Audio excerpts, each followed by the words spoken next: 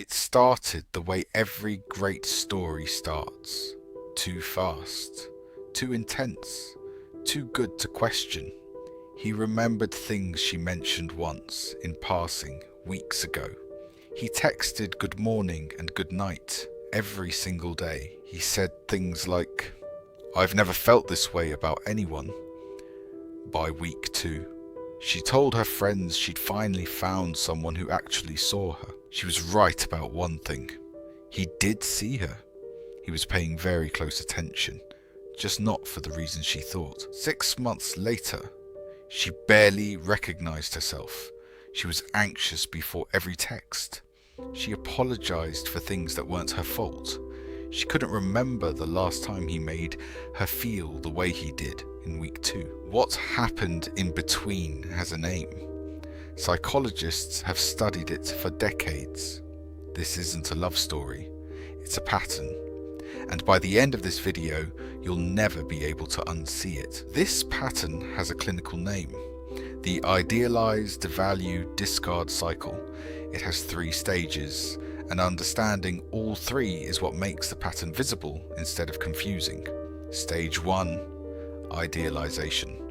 This is love bombing, excessive attention, over-the-top affection, rapid escalation, constant contact, grand declarations early, mirroring, agreeing with your opinions, liking your interests, becoming the perfect match almost too quickly. Here's the part most people miss.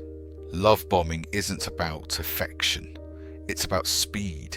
Real intimacy builds slowly through trust earned over time. Love bombing skips that step on purpose. Stage 2, devaluation. The warmth doesn't disappear all at once. It gets rationed. Criticism starts small. A joke that stings. A comment about your appearance. You're too sensitive when you react. Affection becomes conditional. You start working harder for the same warmth that used to come free. This is where confusion sets in, because the good moments don't vanish completely. They just become rare enough that you start chasing them. Stage 3, discard, or the threat of it. This might mean the relationship actually ends, often abruptly and without explanation, or it might just be the threat of ending. Pulling away, going cold, mentioning other options, used to keep you anxious and compliant. Some people cycle through all 3 stages once.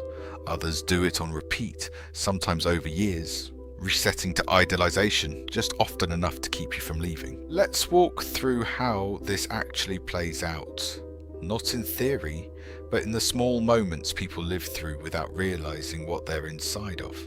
3 months in, she brings up something that upset her. He was distant all week. Instead of addressing it, he flips it. "You're being paranoid. This is exactly why I can't be fully open with you." She ends up apologizing for being upset about being ignored. 5 months in. The good days are still good, genuinely good, which is exactly why she stays. But they're outnumbered now by days of tension, silence, or subtle jabs disguised as jokes. She starts editing herself before she speaks. She starts asking permission internally before feeling normal emotions like frustration or sadness. This is the part almost nobody talks about. Victims of this pattern rarely feel like victims while it's happening. They feel like they're failing at something they should be better at. 8 months in, she finally decides to leave, and right on cue, he shows up with exactly what week 2 felt like.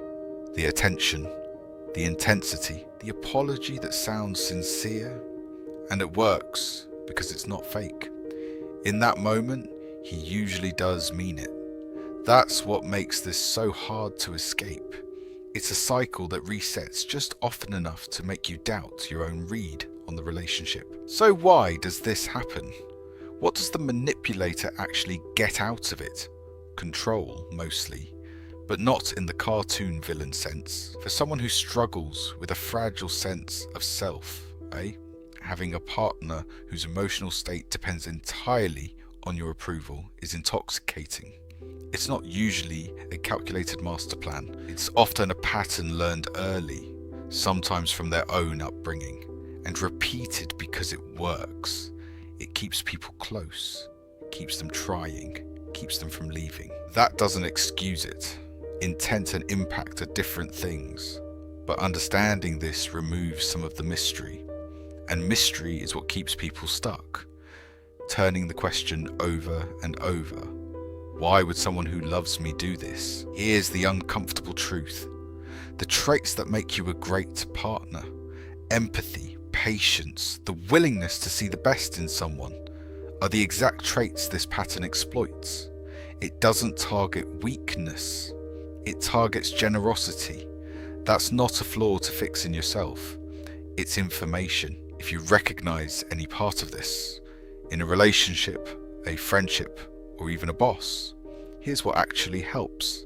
Track the pattern, not the moments. A single bad day doesn't mean anything. A repeating cycle of warmth, then withdrawal does. Keep a private note if you need to. Watch the speed of intimacy.